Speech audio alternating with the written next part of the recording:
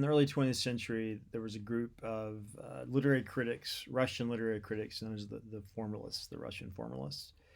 And among many endeavors, they tried to figure out the difference between literary language and non-literary language.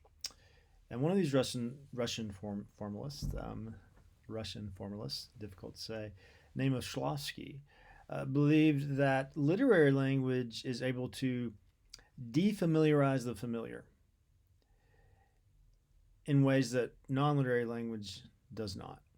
So I find this to be a really useful definition of what literary language does. It does, I believe, very much defamiliarize the familiar, but I think it goes the other way too. It can familiarize the unfamiliar. This leads me to Coleridge, who in Biographia Literaria, his literary life, 1817, described his collaboration with William Wordsworth back in 1798, Lyrical Ballads, a book that many consider to be the beginning of British Romanticism. And in this book, you see poems by Wordsworth that are about the everyday world of nature, the everyday world of people living rural lives, a world that is recognizable. And Coleridge said Wordsworth wanted, he was very aware of, he wanted to describe the familiar world, but in such a way that the ordinary felt extraordinary. And how did he do this? By coloring the ordinary with his imagination.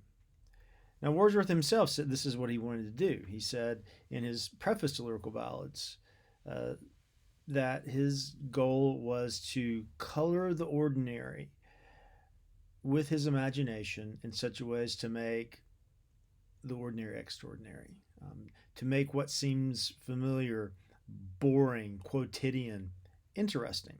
So there's a move then to defamiliarize the familiar. Coleridge said, I wanted to do the other. I wanted to move in the other direction. I wanted to write about events that were fantastical, that were radically unfamiliar, such as in the Rime of the Ancient Mariner. You see all these supernatural activities. He said, I want to write about these fantastical stories, but with such psychological accuracy that these strange tales feel familiar, as if they are reflecting ordinary feelings. So Coleridge moves the other way.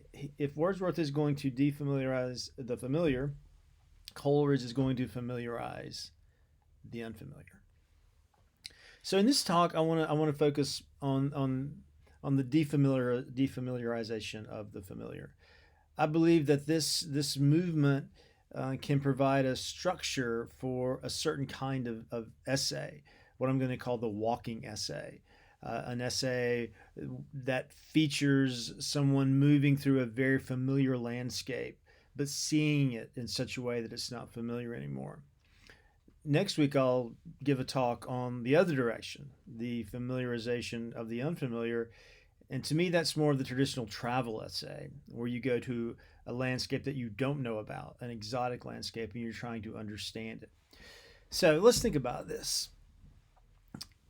Interestingly, Percy Bysshe Shelley, in his great defense of poetry, said that he believed that the goal of poetry was to rip away the veil of the familiar and see things as they are in all of their strangeness. So that's a kind of early version of Shklovsky's idea that the poet somehow makes the world feel strange and new. Think about some of the most striking moments in English literature and how they work in this way. I felt a funeral in my brain, Dickinson says in her famous poem. So what is that? I have a brain, and I might be feeling a little depressed. I feel morose. Maybe I'm thinking about decay and death. Ordinary feelings, but suddenly to say there's a funeral in the brain, well, now I'll never see my brain the same way again. And when I feel melancholy or even depressed, that language alters my relationship to my own consciousness. Now, there are other famous examples, of course. The opening of the love song of J. Alfred Prufrock by T.S. Eliot. Let us go then, you and I, when the evening is spread out against the sky like a patient etherized upon the table. Wow. So the London fog, which one sees all the time, suddenly is like a patient etherized upon the table. You'll never see the London fog the same way again. Just as after reading Dickinson's poem, you'll never quite see your own darker moods the same way again. Keats in Bright Star. We look up into the night, the stars every night. We look up in the sky, and they're the stars. So what? Bright star, would I were steadfast as thou art, not in lone splendor hung aloft the night, and watching with eternal lids apart, like nature's patient, sleepless eremite, earth's moving waters at their priest-like task. Whoa! So I'm never gonna see a star the same way again. So these are examples of how figurative language can defamiliarize the familiar.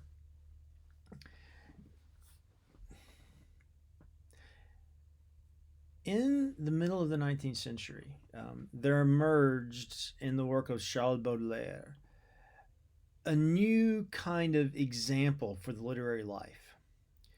And this is known as the flaneur. It's a French term which kind of means a stroller, a rambler, someone who just goes out and walks for the sake of walking. We see this flaneur ideal exemplified earlier than Baudelaire in the London essays of Charles Lamb. But Baudelaire basically says the flaneur walks through a habitual cityscape, in his case Paris, walk these streets hundreds of times, barely notices them. But what the flaneur does is he removes himself from instrumentality. He doesn't walk to go somewhere. He doesn't have a destination. He walks simply to experience what he experiences. He's open to something new. He's open to something strange. So I think that this idea of the flaneur can help us in thinking about writing what I'm calling a walking essay, where you walk through Winston-Salem, say, or you walk through Wake Forest, say, you've been here hundreds of times, but you walk simply to walk. You're not going to class. You're not exercising. You're just walking to walk. And you're just paying attention to whatever happens. Does this mean you're trying to pay attention? No, you can drift, you can daydream. But the goal is